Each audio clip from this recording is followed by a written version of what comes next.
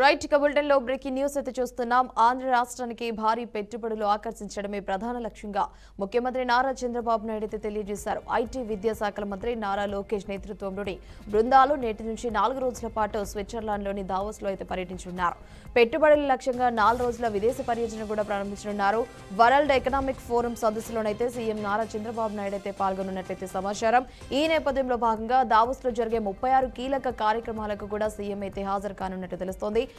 ప్రముఖ పారిశ్రామికవేత్తలతో ముఖాముఖి భేటీలు కూడా పెట్టనున్నట్లయితే తెలుస్తోంది. అంతర్జాతీయ మీడియాకు ఇంటర్వ్యూలు కూడా నారా చంద్రబాబు నాయుడు అయితే ఇవ్వనున్నట్లయితే సమాచారం.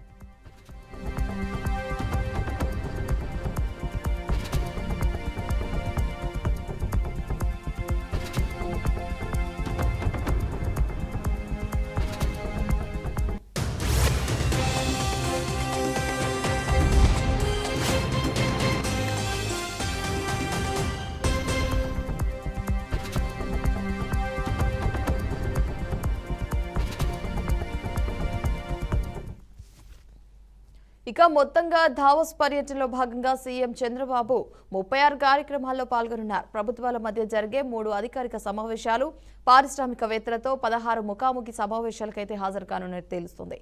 అదేవిధంగా 6 రౌండ్లు టేబుల్ సమావేశాలు, ప్లీనరీ సెషన్లలోనూ పాల్గొంటారు. ఇక సిఎన్బిసి ఇంటర్నేషనల్లో పాటు పలు అంతర్జాతీయ మీడియా సంస్థలకు ఇంటర్వ్యూలు కూడా ఇవ్వనున్నారు. ఈ పర్యటన ద్వారా రాష్ట్రానికి కొత్త పెట్టుబడులు, పరిశ్రమలు, ఉద్యోగ అవకాశాలు వచ్చే అవకాశం కూడా ఉందని ప్రభుత్వం ఆశాభావం వ్యక్తం చేస్తోంది.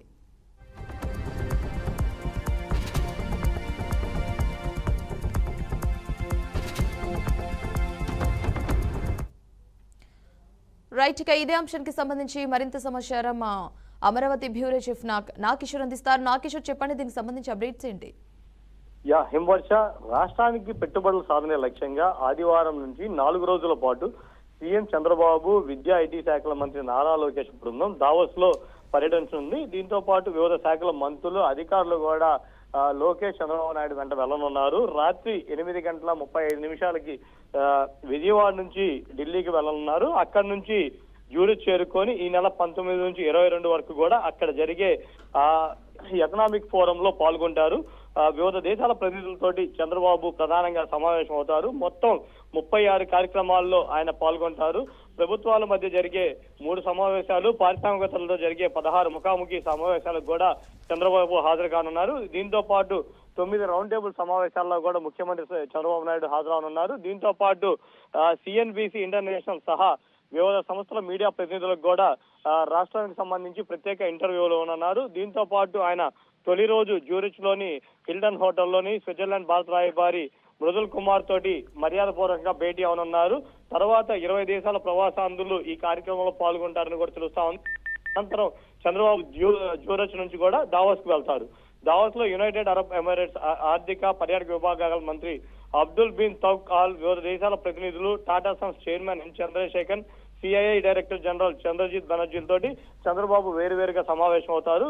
అదేవిధంగా 20వ తేదీ India at centre geographic growth AP advantage పేరిట సిఐఐ నిర్వహిస్తున్న సదస్సులో కూడా ముఖ్యమంత్రి చంద్రబాబు నాయుడు పార్టిసిపేట్ చేస్తారు. దీంతో పాటు ఐబీఎం చైర్మన్ సిఇఓ అరవింద్ కృష్ణతో భేటీ అవుతారు. ఈ భేటీకి మంత్రి లోకేష్ కూడా ఆయన వెంట ఉంటారని కూడా తెలుస్తా ఉంది. అదేవిధంగా గూగుల్ క్లౌడ్ సిఇఓ థామస్ కురియన్తోనూ చంద్రబాబు ప్రత్యేకంగా సమావేశం కానున్నారు. స్విట్జర్లాండ్, ఇజ్రాయెల్ ఆర్థిక వ్యవహారాల మంత్రులు, అంతర్జాతీయ కంటైనర్ లాజిస్టిక్స్ సంస్థ మోలర్ మోర్క్స్ తోటి సిఇఓలతోటి చంద్రబాబు వేరువేరుగా సమావేశం కానున్నారు. ఇంకో పక్క 21వ తారీఖున బ్లూంబెర్గ్ సంస్థ నిర్వహించినటువంటి trillions of dollars AI movement transforming global economy session లో చంద్రబాబు నాయుడు ముఖ్య వక్తగా ప్రసంగం ఇవ్వనున్నారు. అదేవిధంగా 22 దావోస్ నుంచి జ్యూరిచ్ కు చేరుకొని అక్కడి నుంచి తిరుగు ప్రయాణం అవుతారు.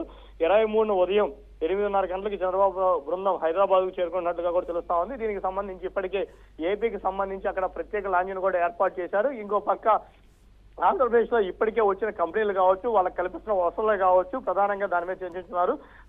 ఈజ్ ఆఫ్ డూయింగ్, అదేవిధంగా పర్మిషన్స్ సంబంధించి కూడా వెంటనే త్వరితగతికి ఇచ్చేందుకు కూడా స్పెషల్ ప్లాట్ఫామ్స్ ఏర్పాటు చేశామని చెప్పి కూడా మంత్రులు లోకేష్ తో పాటు ముఖ్యమంత్రి చంద్రబాబు నాయుడు కూడా వివరించున్నారు. ఇప్పటికే గూగుల్ $15 బిలియన్ ఇక్కడ పెట్టుబడులు పెడుతున్న నేపథ్యంలో ఇంకా వివిధ కంపెనీలు కూడా ఆసక్తి చూపుతున్న నేపథ్యంలో ఇప్పుడు ఈ ప్రధానంగా ఈ దావోస్ లో జరుగుతున్నటువంటి ఎకనామిక్ ఫోరంలో ఇక్కడ రాష్ట్రానికి ఉన్నటువంటి వనరులు ఏంటి, ఇక్కడ పెట్టుబడులు పెడితే వచ్చే ఉపయోగాలు ఏంటి అనేది కూడా ముఖ్యమంత్రితో పాటు మంత్రి లోకేష్ బృందం కూడా వాళ్ళకి వివరించున్నారు. కొత్త పెట్టుబడులు తీసుకురావడమే లక్ష్యంగా ఈ దావోస్ పర్యటన అయితే చేస్తున్నారు హిమవర్ష.